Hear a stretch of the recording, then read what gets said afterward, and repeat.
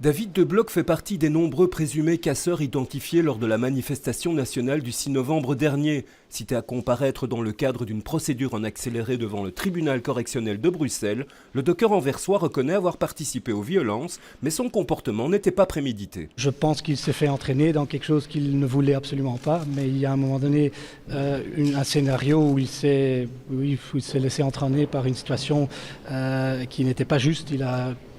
Il s'est réalisé que ce n'était pas juste. D'ailleurs, il est retourné chez lui. La dynamique de groupe a donc incité l'Anversois à viser les policiers au moyen de pierres. S'il n'est pas inquiété pour coups et blessures, mais bien pour rébellion, il encourt toutefois 1 an de prison. Son avocat a plaidé pour une peine de travail pouvant aller de 46 à 300 heures. Sur base des éléments que nous avons dans le dossier, on ne peut pas déterminer qu'il a touché quelqu'un ou qu'il a démoli des véhicules ou n'importe quoi. C'est justement ça qui est important. Lui, il était évidemment concerné, il était là, il reconnaît ce qu'il a fait, mais il ne faut pas penser qu'il a blessé quelqu'un.